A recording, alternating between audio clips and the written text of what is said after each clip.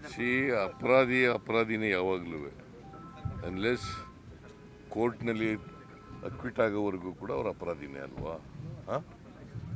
Time ಆಗ್ಬಿಟ್ಟ ತಕ್ಷಣ ಅಪರಾಧ ಹೋಗ್ಬಿಡ್ತದ? ಪ್ರಹ್ಲಾದ್ ಜೋಶಿ ಅವರಿಗೆ ಕಾನೂನು ಗೊತ್ತಿದೆಯಂತ ಇಲ್ಲೋ ಗೊತ್ತಿಲ್ಲಪ್ಪ ನನಗೆ. ಸಮಯ ಆದ ತಕ್ಷಣ ಕೋರ್ಟು ಅಪರಾಧ ಅದು ಹೋಗೋದಿಲ್ಲ, ಅದು ಇರ್ತದೆ. ನಾವು ಹೋಮ್ ಮಿನಿಸ್ಟ್ರು ಹಳೆ ಕೇಸ್ಗಳನ್ನೆಲ್ಲ ಚುತ್ತ ಮಾಡಿ ಅಂತ ಹೇಳಿದ್ದಾರೆ. ಅವರು ಅದಕ್ಕೋಸ್ಕರ ಹಳೆ ಕೇಸ್ನಲ್ಲಿ ಯಾರ್ಯಾರು ಇದ್ರು ಅವ್ರನ್ನ ವಿಚಾರ ಮಾಡಿದ್ದಾರೆ. ಅವ್ರದ್ದು ನೀಚತನ, ಅಪರಾಧಿಗಳನ್ನು ಬೆಂಬಲ ಕೊಡ್ತಾ ಇದ್ದಾರಲ್ಲ ಅವ್ರಿಗೆ ನೀಚತನ.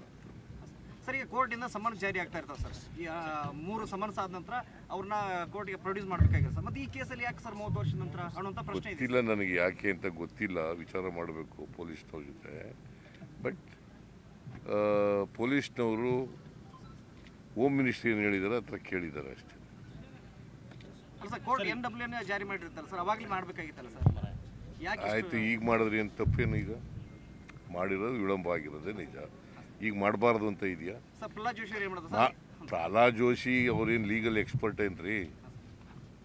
ಲೀಗಲ್ ರಿಮ್ಯೂನರವರು ಪ್ರಹ್ಲಾದ್ ಜೋಶಿ ಅವರು ಅವರೇ ಕೋರ್ಟಾ?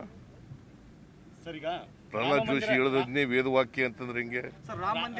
ವಿಚಾರವಾಗಿ ಮತ್ತು ಸೋನಿಯಾ ಗಾಂಧಿ ರಾಹುಲ್ ಗಾಂಧಿ ಅವ್ರನ್ನ ಖುಷಿ ಪಡಿಸಲು ವಿರೋಧ ಮಾಡ್ತಾ ಇದ್ದಾರೆ. ಪ್ರಹ್ಲಾದ್ ಜೋಶಿ ಅವರು ರಾಜಕೀಯವಾಗಿ ಮಾತಾಡ್ತಾ ಇದ್ದಾರೆ, ಕಾನೂನು ರೀತಿಯ ಮಾತಾಡ್ತಾ ಇಲ್ಲ. ಕಾನೂನು ಏನು ಹೇಳ್ತದೆ ಅದನ್ನು ಸರ್ಕಾರ ಮಾಡ್ತದೆ.